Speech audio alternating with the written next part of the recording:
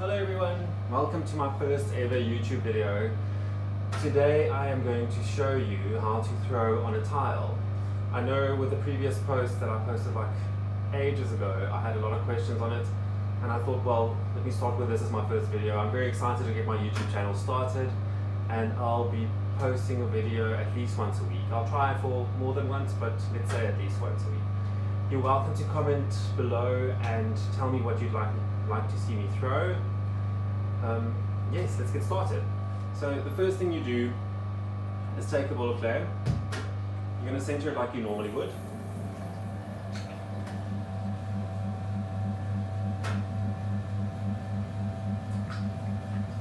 The clay that I'm using is a local stoneware, and it's a very smooth clay.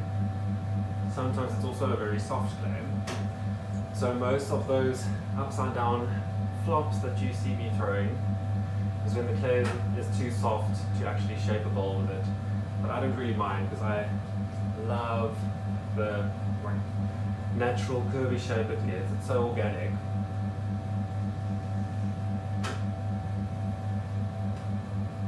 I actually posted a couple of photos and videos of one of those upside down floppy pots today. So you're welcome to go have a look at that on Instagram.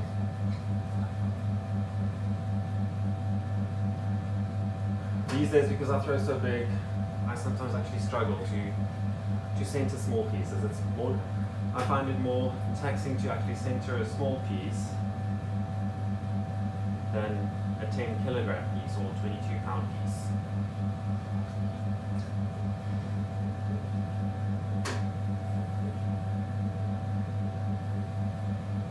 So what you want to do with this ball of clay is flatten it into like a disc. So what we're going to do with this is we're actually going to stick the tile onto this.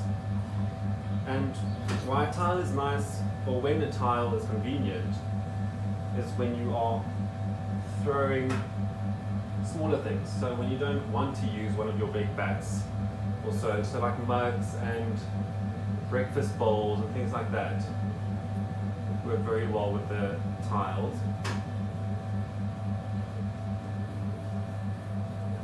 I normally throw mugs directly on the wheel and then I just push them off with a wire. And I know a lot of people complain about the rim warping. So I thought, let me show you a nice easy way to do this, and then you don't get any warping. So push it out into a disc, and then what you're going to do is you want to shape 3 rings. So the space between the rings is what creates a suction for the tile to stick to.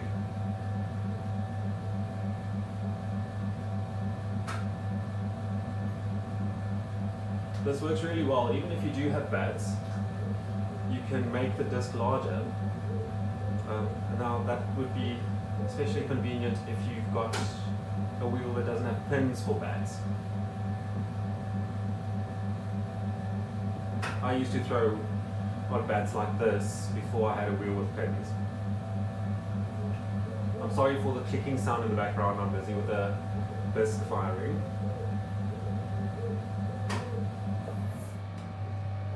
Stop the wheel, take your tile, and I try and apply equal pressure on 2 corners at a time to try and get the tile even. So what you can also do is use a pencil or something in all 4 corners and then press it down, because sometimes the tile can actually be uneven that way, and that could cause quite a wobble and make it difficult to actually throw on the tile. Then you just put your ball of clay onto the tile and you center like you normally would.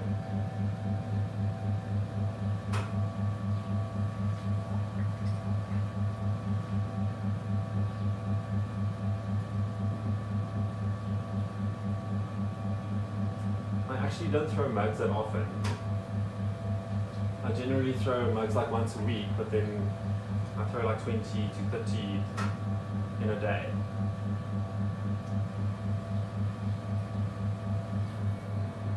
Sorry, my water ran out there.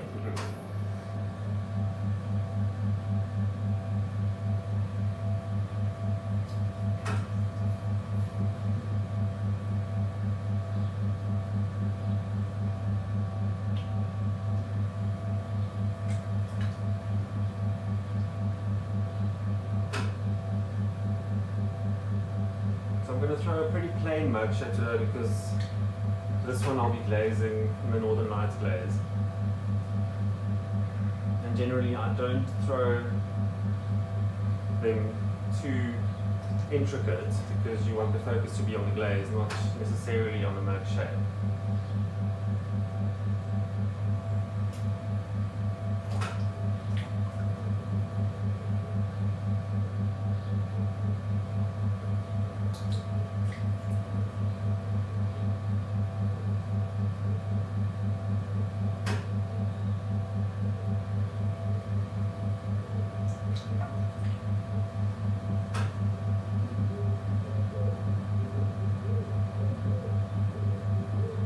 As I said, please comment below and tell me what you'd like to see me throw. I'd love to get your input and throw what you guys want to see.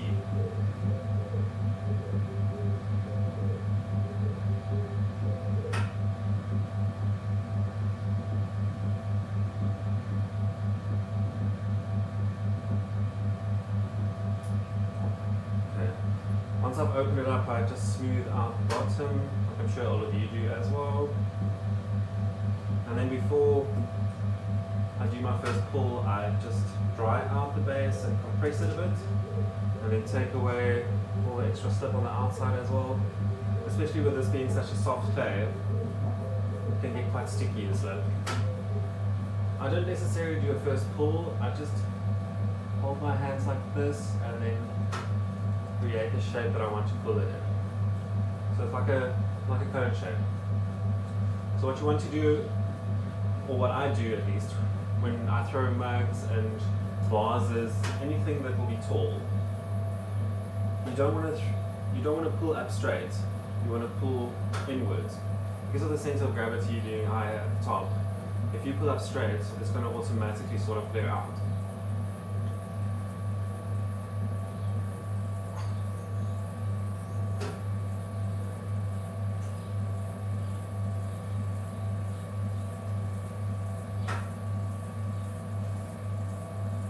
After every pull, I compress the rim,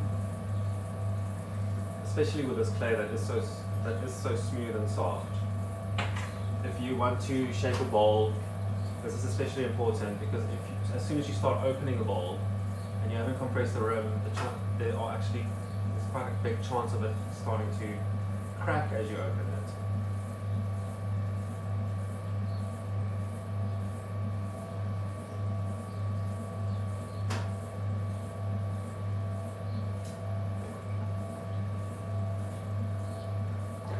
Always have your needle tool handy to cut a piece of the rim off if it's uneven at the top.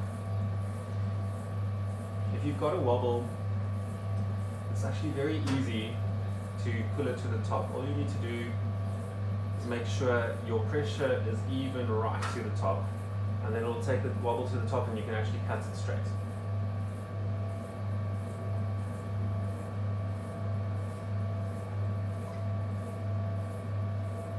I know potters generally try and do as fewer pulls as possible, but with this clay being so soft, if I do the pulls too hard, I actually tear off the big piece of clay.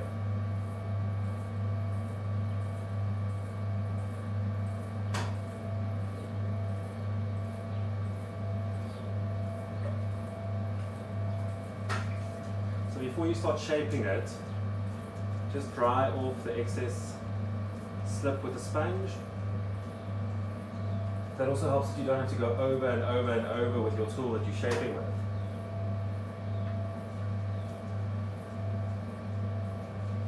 So I'm shaping with this tool from Mud Tools. What you actually do is you wet the inside and press out into the mud tool. into the shape that you want it to go. See, this one's got a nice wobble. How embarrassing for my first video.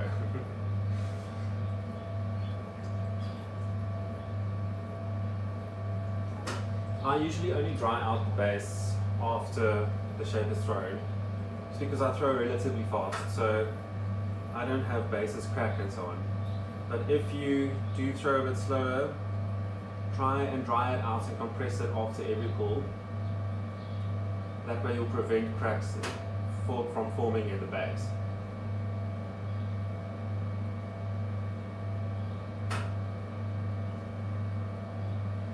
I'm going to round this one a bit more.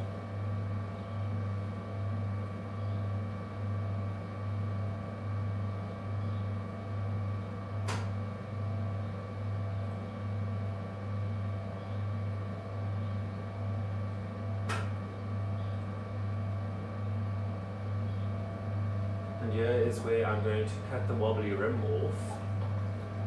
So just wet your one finger, place it inside the rim, and then slowly go in with your needle tool. And then just lift it off. Another neat trick is to actually take one of those tooth flosses, stop the wheel, and just press it in and then turn it. And as soon as you're all the way through, you can also just remove it. So now is when I dry out the base.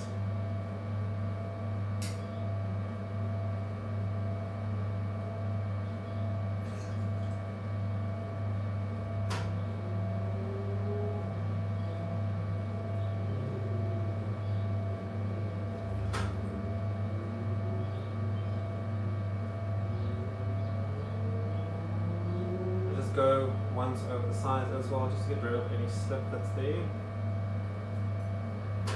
And I use this little piece of cloth. This is a piece of cloth that you would use to clean your spectacles or your sunglasses with. So you just cut a small piece off and gently just fold it over the rim. This is especially nice to just round the rims off. So if any of you have issues with sharp rims, this is the answer. And what you can do is you can actually shape the rim a bit. So what I'm doing is I'm keeping my thumb in one place and pushing out with my inside thumb to create a bit of a lip. See, that's quite a nice shaped lip. There's a little bit of slip here.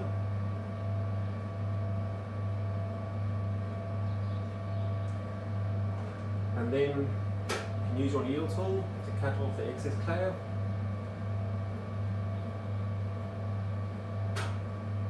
So I go in from the top first, and then until I touch the tile at the bottom. Then I go in from the side.